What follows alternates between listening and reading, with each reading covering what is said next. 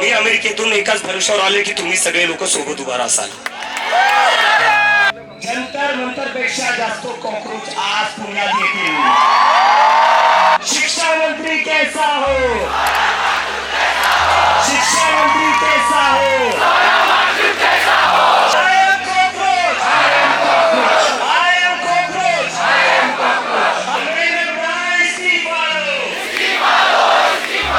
बच्चों की भविष्य अंधकार में ना डालें. बहुत जरूरी है कि हमारे देश की जो संचार व्यवस्था मीडिया है वो भी सच पे चले.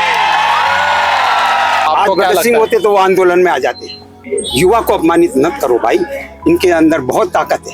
तुमच्यासाठी हे 1 करोड स्टुडंट्स महत्वाचे का तुमचा एक इनकॉम्पिटेंट मिनिस्टर महत्वाचा आहे.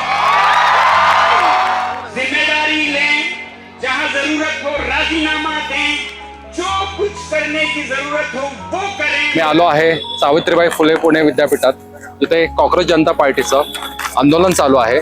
प्रमुख डिमांड तर हीच आहे की केंद्रीय शिक्षण मंत्र्याचा राजीनामा.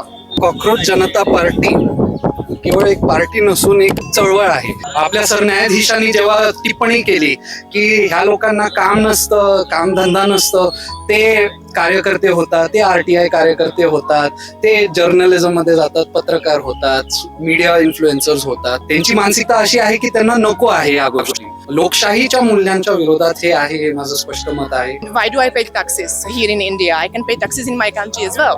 I choose to pay taxes here. It's not only about rich people money. We can have beautiful metro. We can have nice 5-star hotels.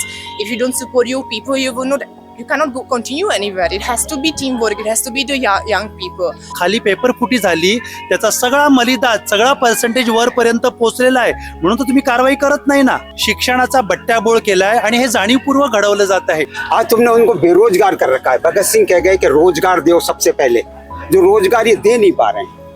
इनके पास रोजगार का कुछ है ही नहीं. मला वाटतं एका हेल्थी डेमोक्रेसीमध्ये, चांगल्या लोकशाहीमध्ये आपल्या चुका मान्य करून पुढे जाणं हे खूप आवश्यक आहे.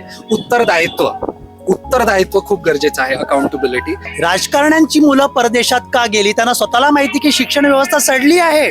जर त्यांच्या मुलांनी इकडे शिक्षण घेतलं असतं तर त्यांनी शिक्षण सुधारलं असतं. राजीनामा केवळ एक संकेत आहे. राजीनामा म्हणजे आपल्याला जबाबदारी पाहिजे, त्यातून काहीतरी निष्पन्न झालं पाहिजे, त्यातून समाधानकारक एक उपाय आपण काढला पाहिजे. आणि त्यासाठी व्यवस्थेच्या दृष्टीने आपण काय सुधारणा करू शकतो ह्याच्यावरती चिंतन मनन व्हायला पाहिजे.